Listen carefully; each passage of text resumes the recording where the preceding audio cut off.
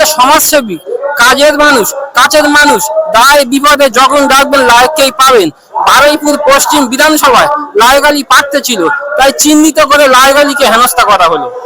বন্ধুরা, আমি মতিউর আর আপনারা দেখছেন গ্রাউন্ড রিপোর্ট বাংলা। আমি আছি এখন বারুইপুরে। তো বারুইপুরে আপনারা জানেন কয়েক সপ্তাহ আগেই সিপিআইএম নেতা লায়ক আলীকে পুলিশ অন্যায়ভাবে গ্রেফতার করেছে। তো তারই প্রতিবাদে এবং তার দ্রুত জামিনের দাবিতে আজকে সিপিআইএম এর এখানে মহামিছিল আছে বারুইপুর স্টেশন সংলগ্ন এলাকায়।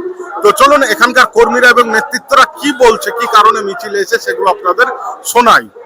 যে এত মানুষের ঢল, এটা কি রাজ্য সরকারের প্রতি বহিঃপ্রকাশ না সিপিএম এর দিকে আবার মানুষ ঘুরতে বলে? দুটোই ঠিক। রাজ্য সরকার অর্থাৎ বিজেপি সরকার আসার পর থেকে সাধারণ মানুষ জনগণের উপরে যে নির্যাতন, বিশেষ করে হকার উচ্ছেদ, ধর্মীয় ভাবাবেগ তৈরি করে রাজ্যকে ভাগ করার চেষ্টা করছে, আর তার উল্টো দিকে এর বিরুদ্ধে যারা প্রতিবাদ আন্দোলন করছে তাদেরকে ধরে ধরে মিথ্যে মামলা এবং কেস দেওয়া। তার উদাহরণ আমাদের হচ্ছে বারুইপুর। এই বারুইপুরে লায়ক সহ অন্যান্য জন যারা প্রতিবাদী তাদেরকে এই সরকার জোর করে মিথ্যে মামলা দিয়ে আটকে রেখেছে। এই খবর গোটা পশ্চিমবঙ্গ সহ গোটা জেলার মানুষ জানেন, তাই এই প্রতিবাদে আন্দোলনে তারা সামিল হয়েছেন এবং আজকের সেই প্রতিবাদের স্বরূপ হচ্ছে মিছিলে অংশগ্রহণ করেছেন। অবশ্যই অবশ্যই গোটা রাজ্য জুড়ে বিজেপি তাই করছে। গণতান্ত্রিক সমস্ত ব্যবস্থা বিজেপি ভেঙে দিতে চাইছে। অতীতে সে একাধিক উদাহরণ আছে কেন্দ্রের সরকার। আমরা গতকাল দেখেছি কলকাতাতে, দিল্লির বুকে সমস্ত গণতান্ত্রিক অধিকার কেড়ে নিতে চাইছে। এখানেও তাই। অবশ্যই জনপ্রিয়, আর বামপন্থীরা তো জনপ্রিয় হবেই। সাধারণ মানুষের কাছে তারা থাকেন, তাই তারা জনপ্রিয়। এবং বামপন্থী বলেই তার হচ্ছে বাড়তি দায়িত্ব আছে, দায়বদ্ধতা আছে। সেই থেকেই লায়ক আলীকেই ওরা হচ্ছে গ্রেপ্তার করেছে।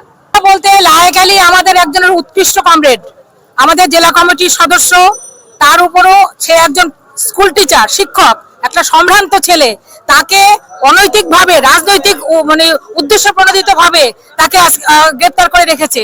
প্রকৃত যারা দোষী তাদেরকে বাইরে ছেড়ে রেখে দিয়েছে, আর একটা নির্দোষ ছেলেকে এইভাবে জেলে রেখেছে। আমরা আজকে লায়ক আলী নিঃশর্ত মুক্তির দাবিতে, তার সমর্থনে আজকে আমরা পথে নেমেছি। আমরা বামপন্থীরা কখনো অন্যায় করিনি, আমরা অন্যায়ের পথে থাকি না। সেদিন যে ঘটনা ঘটেছিল কমরেড লায়ক আলী সেই ঘটনাকে স্তব্ধ করতে গিয়েছিল, মানুষকে বোঝাতে গিয়েছিল, তাদের পাশে থাকতে গিয়েছিল, কিন্তু সেটাই হয়েছে তার অপরাধ। সেইখানে তাকে ছেড়ে দোষীদের ছেড়ে দিয়ে লায়ক আলীকে গ্রেপ্তার করেছে। আমরা সেই লায়ক আলীর নিঃশর্ত মুক্তির দাবিতে তার সম্মান ফিরিয়ে দেওয়ার জন্য আমরা আজকে প্রকৃতপক্ষে রাস্তায় নেমেছি। তার পাশাপাশি আমরা বিজেপি সরকারকে ধিক্কার জানাচ্ছি, যেভাবে রাজনৈতিক উদ্দেশ্য তারা প্রতিষ্ঠিত করতে চাইছে।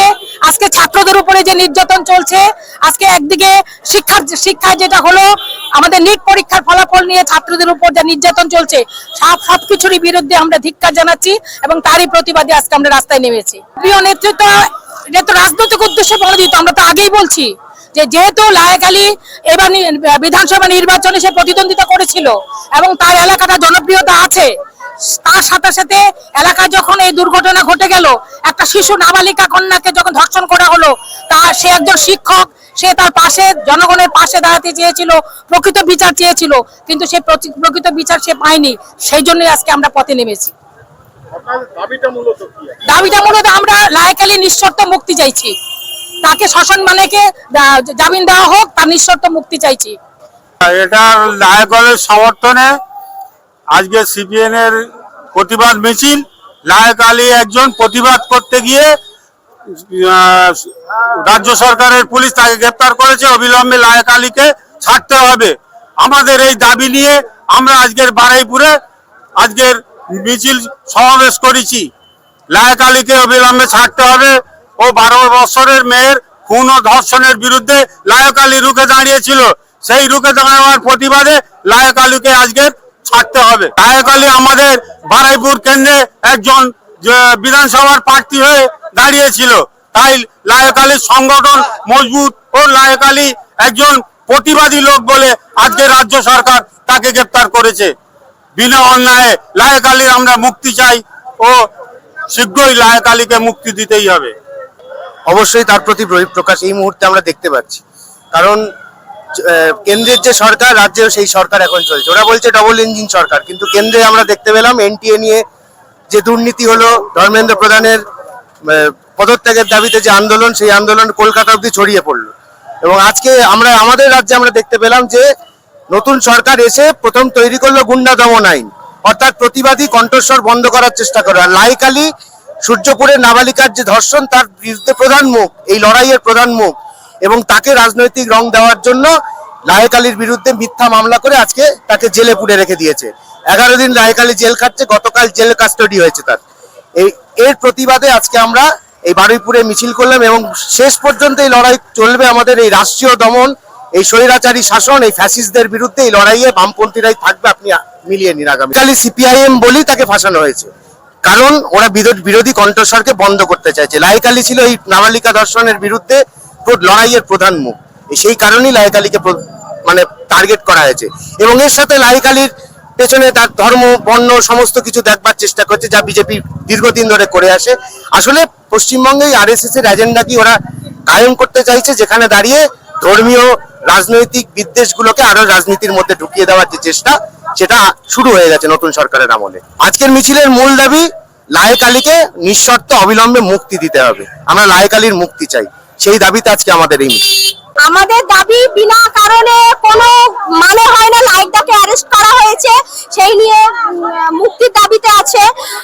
আর মানে তিনি একজন মাস্টার, লোকের উপকার করে, ফ্রি পয়সা তাদের পড়াশোনা করায়।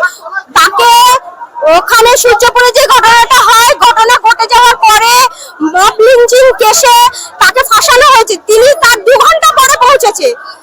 যেই কাজগুলো হয়ে গিয়েছে, মারামারি, ইন্দ্রজিৎকে মারা, তারপরে 2 ঘন্টা পরে পৌঁছেছে, তবুও তার নামে ভুয়ো কেস দিয়ে তাকে ফাঁসানো হয়েছে। আমাদের দাবি এখানে যে তাকে নিঃস্বার্থে মুক্তি চাই আমরা। হ্যাঁ, লাইকটা এক হচ্ছে আমাদের পার্টির লোক বলে, দ্বিতীয়ত মানে ওনার উপরে সবাই ভরসা করছে এখন।